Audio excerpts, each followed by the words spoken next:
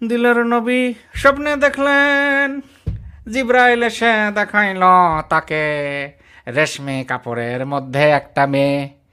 নবী বললেন, ও জিব্রাইল, তুমি যদি হও কাজী, আল্লাহ যদি হয় ঘটক, না তুমি যদি হয় ঘটক, আল্লাহ যদি হয় কাজী, আজমি মোহাম্মদ রাজি। এবং তারপরে সে পাঠায়, প্রস্তাব পাঠায়, কার দ্বারা? খালার দ্বারা। বলতে বলতে আপন খালার দ্বারা নাকি প্রস্তাব পাঠায়। শুনতেছেন না কয়দিন ধরে আসিফ ভাই? আমরা সবাই শুনতেছি না এই দাবিটা, এরকম কথাগুলা? হ্যাঁ, হ্যাঁ। আমি যদি বলি এই স্বপ্নের কথাটা নবী মোহাম্মদ চাপা মারছে, অথবা নবী মোহাম্মদ স্বপ্নে যদি দেখেও থাকে সেটা পরে দেখছে, আগে তার বিয়ার কথা হয়েছে এবং আগে তার বিয়ার প্রস্তাব আসছে, আপনারা কি রাগ করবেন? আপনারা কি কষ্ট পাবেন? মানে আমি যদি বলি যে দিলের নবী মুস্তফার কাছে আগে, পেডোনবীর কাছে আগে আয়েশার নাম প্রস্তাব করা হয়েছে, তারপরে সে স্বপ্নে বিভোর হয়েছে, তাহলে আপনারা কি রাগ করবেন আমার উপরে?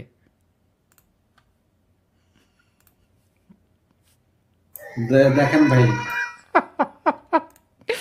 তাহলে আমি একটা কাজ করি, আমি আল বিদায়া ওয়ান নিহায়া গ্রন্থটা থেকে, এটার আপনারা সকলেই জানেন যে এটা বেশ কিছু খণ্ড আছে, 1 থেকে 10 নম্বর খণ্ডটা পাওয়া যায়। সেটা হচ্ছে এই প্রকাশনাটা হচ্ছে ইসলামিক ফাউন্ডেশনের, বাকিগুলোর অনুবাদ করে নেই। 11 থেকে 14 নম্বরের কোনো অনুবাদ করে নেই, না করেও সমস্যা নেই, কারণ ওইখানে হয়তো যদিও ওখানেও কট খাইতো, ওইগুলাতে আছে মূলত জান্নাত জাহান্নামের বর্ণনা, পরকালে কি কি ঘটবে, বিচার কেমনে হবে না হবে, ওইগুলার বর্ণনা। সেগুলার এমনিতেই কাল্পনিক, আমরা সকলেই জানি, সেগুলো নিয়ে এমনিতেই মুমিনরা হচ্ছে বিব্রত, সেটা তো এমনিতেই কিন্তু যেগুলোর অলরেডি অনুবাদ করে ফেলছে সেইগুলোতে কি আছে আমি সেইখান থেকে একটু আপনাদেরকে দেখাইতে চাই। এই ঠিক খাদিজা যখন মরে গেল, খাদিজা মরার পরে নবীজির এই বিবাহের ঘটনাটা আমি আপনাদেরকে দেখাইতে চাই। আপনারাই সিদ্ধান্ত নেবেন, আমি না, আপনারাই সিদ্ধান্ত নেবেন যে আসলে কি হয়েছিল। ওকে,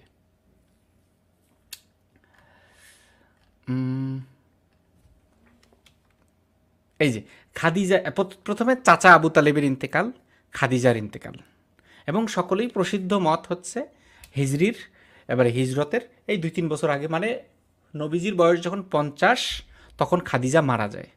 তার মানে খাদিজার বয়স তখন 65, মানে নবীর চাইতে খাদিজা বেশি দিন বেঁচে ছিলেন। কিন্তু এই যে খাদিজার পর দিলেন নবীর বিবাহ, এই জায়গাতে আমরা একটু যাব। এইটা আবারও বলতেছি, আল বিদায়া ওয়ান নিহায়া 3য় খণ্ড 246 নম্বর পৃষ্ঠা। এখন এই বর্ণনাটা আমি শুধু নিজেই বলবো না, আমি এই যে ওয়াজি যে হুজুররা আছে সেই ওয়াজি হুজুরদেরকে দিয়েও শোনাবো। আমি দরকার হলে একটা ভিডিও আকারে পোস্ট করব খুব শীঘ্রই, ঠিক আছে? তো তখন তার আপনারাই সিদ্ধান্ত নেবেন যে আমি খালি একাই বলতেছি নাকি হুজুররাও বলে এই কথাটা আমি যা বলতেছি এখান থেকে। আচ্ছা, হযরত আয়েশায়ের বিবাহ অধ্যায়ে উল্লেখ করছে যে নবী তাকে বলছিল, এবং কবে বলছিল? এটা বিয়ার পরে বলছিল। আসলে স্বপ্নে আমার নিকট তোমাকে 2বার দেখানো হয়েছে, একবার আমাকে দেখানো হইলো তুমি একটি রেশমি চাদরে জড়ালো, কে যেন আমাকে বলতেছে যে এইটা আপনার স্ত্রী, ঘোমটা তুলে তাকে দেখুন, তখন আমি দেখলাম যে তুমি। তখন আমি মনে করলাম যে এটা যদি আল্লাহর ফয়সালা হয়ে থাকে তবে সেটা আল্লাহ কার্যকরী করবেন। আচ্ছা, এইরকম বর্ণনা আরও আছে। এখন সেইখানে আমি একটু দেখাইতে চাই যে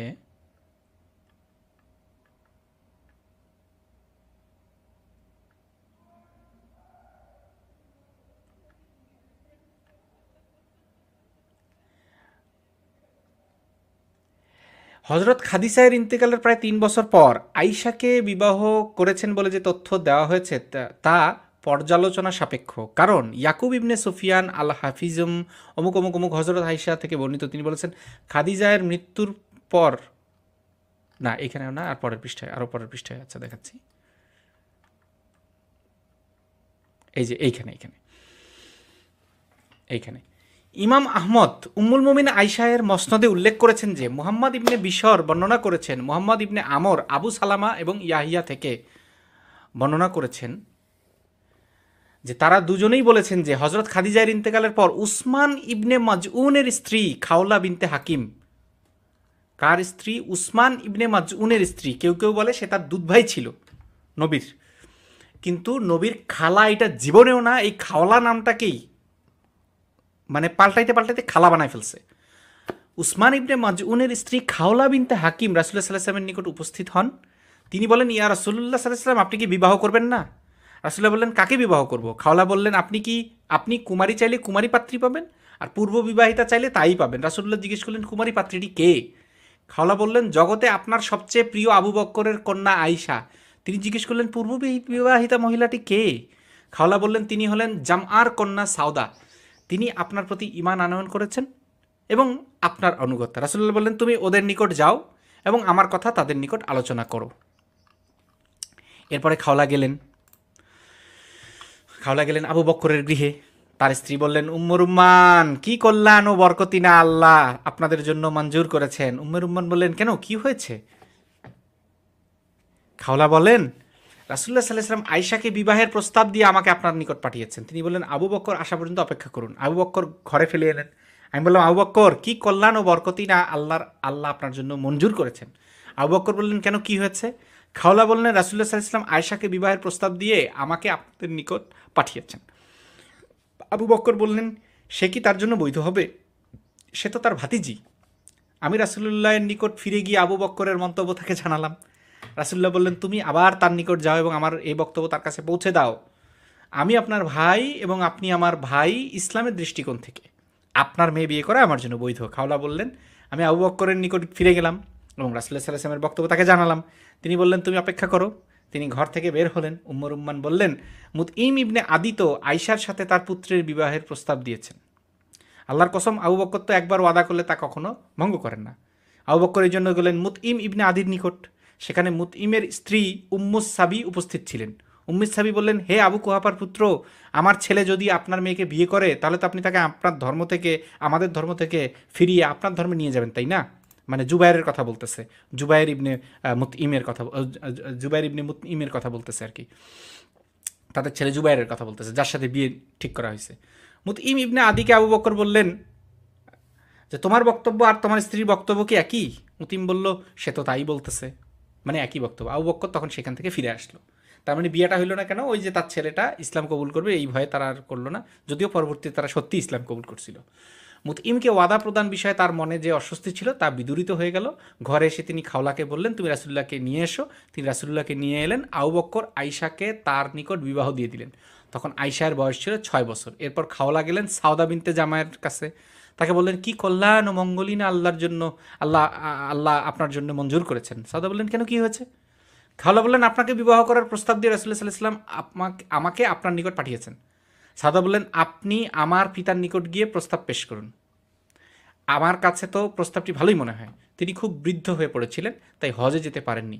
আমি তার নিকট গিয়ে জাহিলি নিয়মে অভিবাদন জানালাম। তিনি বললেন, কে? আমি খাওলা বিনতে হাকিম। খাওলা বললেন। বকর বললেন, কি সংবাদ? মোহাম্মদ ইবনে আবদুল্লাহ আপনার কন্যা সাউদাকে বিবাহ করার প্রস্তাব দিয়ে আমাকে পাঠিয়েছেন। খাওলা উত্তর দিলেন। বকর বললেন, এ তো খুব ভালো ও মানানসই সম্বন্ধ। তোমার বান্ধবী কি বলে?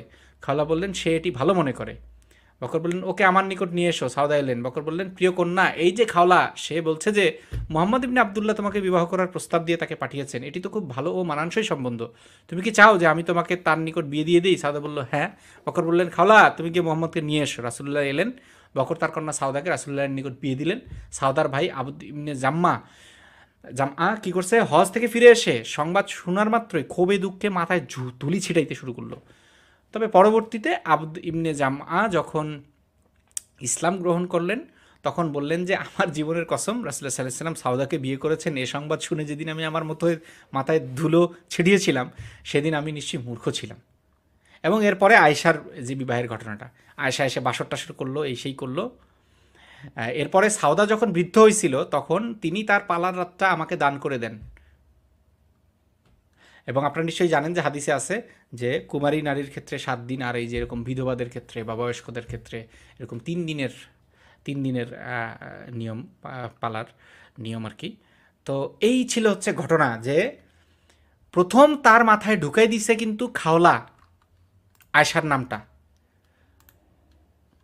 আসিফ ভাই শুনতে পাচ্ছেন? হ্যাঁ হ্যাঁ ভাই, শুনতে পাচ্ছি। হ্যাঁ, হ্যাঁ। এসে লাইন নিয়ে একটু ডিস্টার্ব হয়েছিল। হ্যাঁ। আচ্ছা, তো প্রথম তার মাথায়, মুহাম্মদের মাথায় যেই ব্যক্তি এই কথাটা ঢুকাই দিল, সেইটা হইতেছে খাওলা।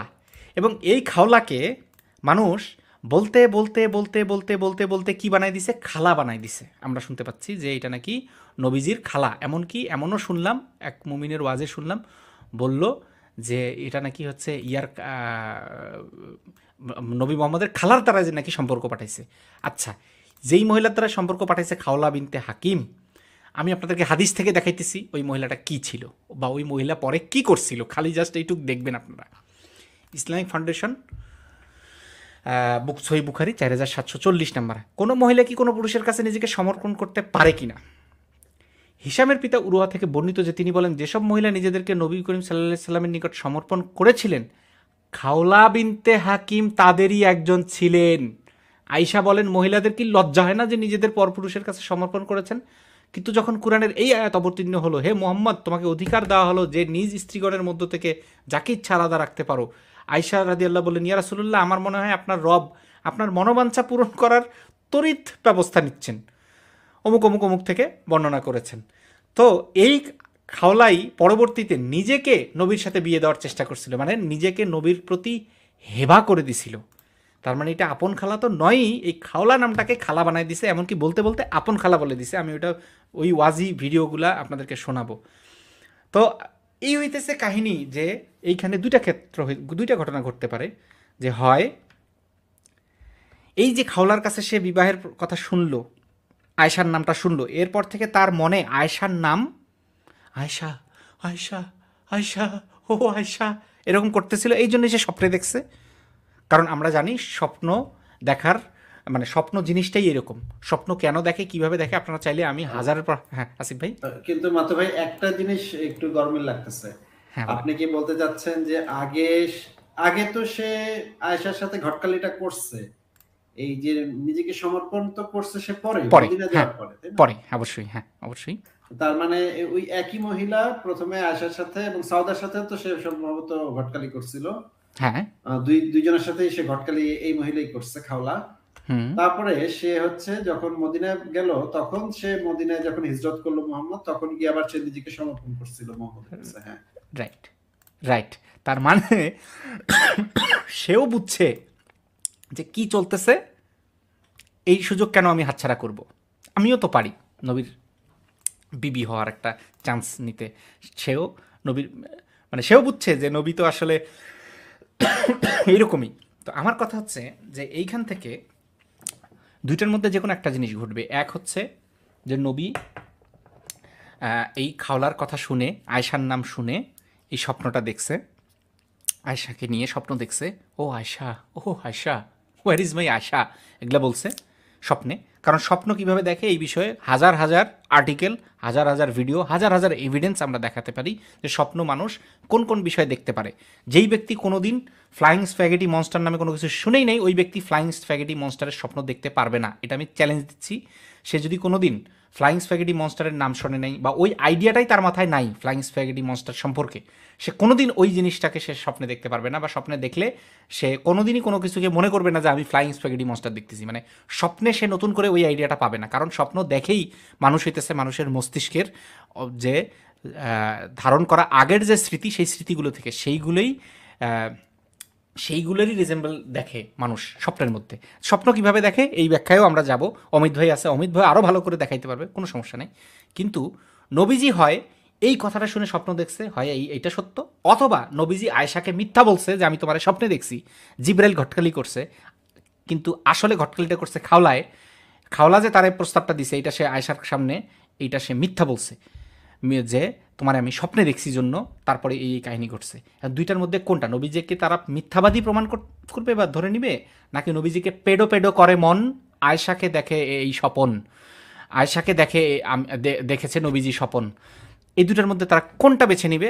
আসিফ ভাই আমি আপনার উপর এবং নবীদের এই মুমিন ভাইদের উপর ছেড়ে দিলাম। এখানে তাহলে আমিও একটা রেফারেন্স একটু দেখাতে চাই। একদম। সেটা হচ্ছে যে আপনারা নিশ্চয়ই সবাই জানে যে সাফিয়া, যে মেয়েটার ইসেকে হত্যা করা হয়েছিল, সাফিয়ার যে পিতা এবং স্বামী কিনানাকে হত্যা করা হয়েছিল, স্বামী ছিল কিনানা। তো সাফিয়ার পিতা ছিলেন একজন, নামটা আমি পরে বলতেছি। এখানে দেখি আমরা আল বিদায়া ওয়ান নিহায়া থেকে একটু একটা বর্ণনা একটু পড়ে নিই। এখানে বলা হচ্ছে মুমিনরা প্রায়শই বলে যে তৎকালীন কাফেররাও নাকি মুহাম্মদকে এই অভিযোগে কেউ অভিযুক্ত করে নাই যে মুহাম্মদের চরিত্র খারাপ ছিল, এটা নাকি কাফেররাও নাকি কখনো বলে নাই। আজকালকার নাস্তিকরা এত খারাপ এত খারাপ, এরা যেই অভিযোগ যেই কুৎসা নবীর আমলে কাফেররা পর্যন্ত করে নাই, সেই কুৎসা নাস্তিকরা নাকি তার বিরুদ্ধে রটায়। তো আমরা এখানে দেখি যে কাফেররা সেই সময় নবীর সম্পর্কে কি ভাবতো, কাফেররা কি অভিযোগ করতো। এখান থেকে দেখেন ইয়াহুদিরা রাসূলুল্লাহ সাল্লাল্লাহু আলাইহি সাল্লামের একাধিক সহধর্মিণী দেখে লোকজনকে বলল, তোমরা এই লোকটির প্রতীক লক্ষ্য করো, সে আহারে পরিতৃপ্ত হয় না, আল্লাহর কসম সে নারী ছাড়া কিছু বুঝে না। কাকে বলছে? মুহাম্মদ সম্পর্কে বলছে আহারে পরিতৃপ্ত হয় না, আল্লাহর কসম সে নারী ছাড়া কিছু বুঝে না। সমাজে তার একাধিক সহধর্মিণী থাকায় তারা তার প্রতি বিদ্বেষ প্রকাশ করে এবং তার প্রতি দোষারোপ করে। তাদের মন্তব্য হলো উনি যদি নবী হতেন তাহলে নারীদের প্রতি এত লিপ্সা থাকতো না। এই কুৎসা রটনের সবচেয়ে অগ্রণী ভূমিকা পালন করেন হুয়াই ইবনে আখতাব। মনে পড়ে না? সাফিয়া বিনতে হুয়াই, ইয়েস, সাফিয়া বিনতে হুয়াই ইবনে আখতাব। এই যে হচ্ছে হুয়াই বিনতে আখতাব ছিল সবচেয়ে এগিয়ে।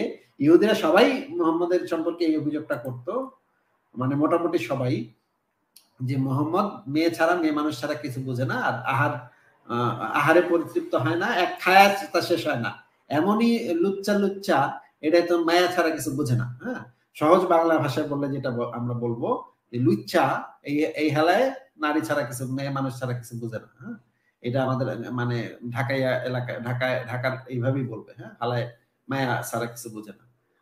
গ্রাম দেশে আরো খারাপ বলবে, ময়কারে মা গয়ের শিকারে কি বলবে সেটা আমি বললাম না, কিন্তু আপনারা বুঝে নেন যে ইহুদিরা তখন মোহাম্মদকে কি বলতো। তো এইখানে সবচেয়ে অগ্রণী ভূমিকা পালন করতো হুয়াই ইবনে আখতাব। এই হুয়াই ইবনে আখতাবকে পরবর্তী সময়ে মুহাম্মদের সেনাবাহিনী হত্যা করে এবং হুয়াই ইবনে আখতাবের যে মেয়ে সাফিয়াকে তুইলা নিয়ে বিবাহ করে। এখন মুসলিমরা একটা কাহিনী সবসময় বানায় যে মানে সাফিয়া নাকি আগেই তার স্বপ্ন দেখছিল, মুহাম্মদকে স্বপ্ন দেখছিল।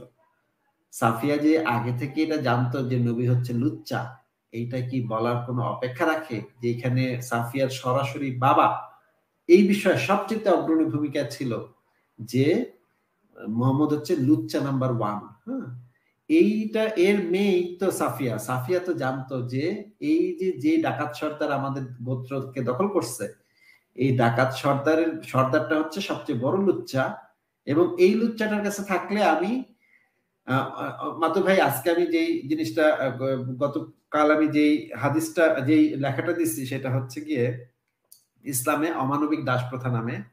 সেই হাদিসটার ভিতরে আমি দেখিয়েছি যে যুদ্ধবন্দী নারী হিসেবে যে সমস্ত মেয়েদেরকে ধরা হইতো সেই সমস্ত মেয়েদেরকে উল্টায় পাল্টায় তারা রেপ করত।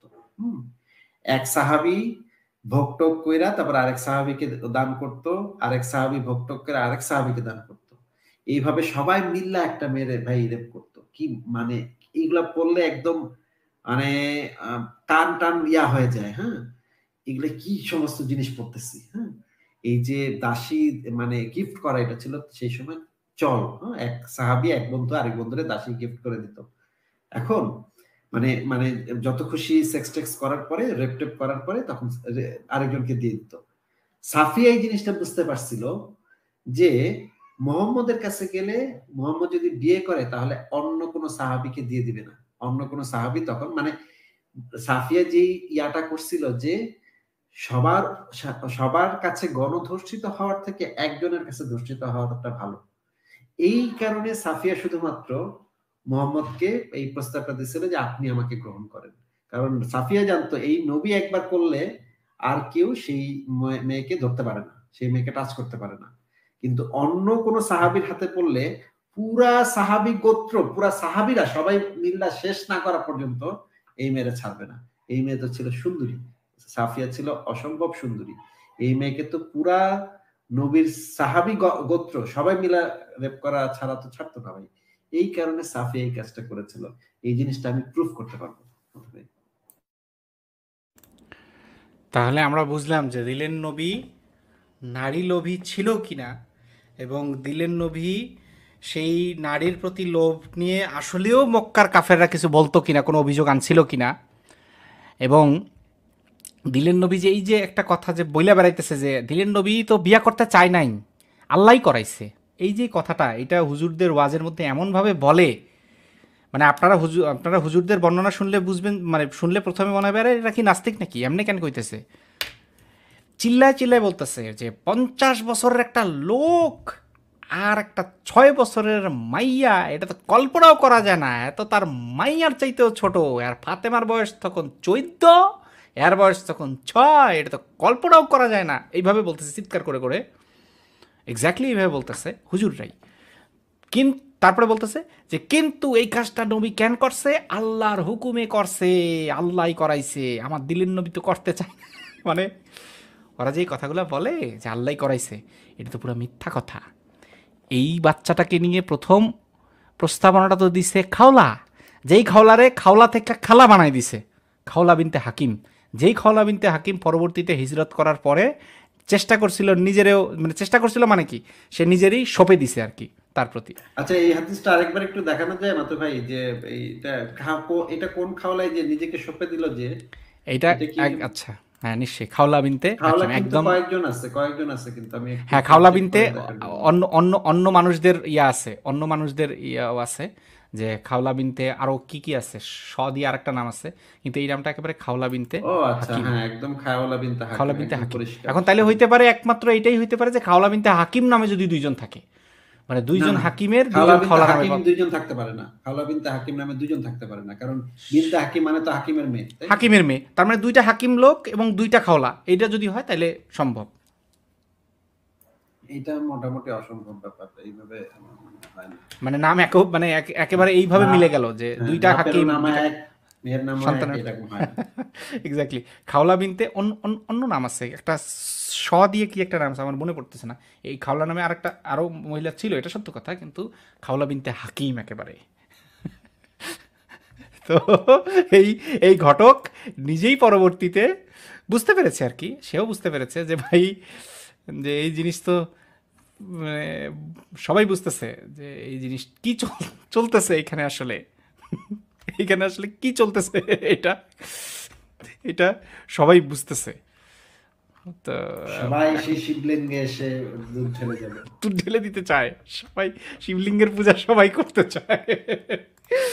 বাইরে ভাই একটা চিজ ছিল বটে, তো মুমিন ভাইরা দেখি কি করে, এটা কি জবাব দেয়, যে স্বপ্ন দেখা তারপরে খাওয়াও এসে একেবারে মিলে গেছে না, কি বুঝাইতে চায় আমরা একটু বুঝতে চাই, সত্যিই বুঝতে চাই।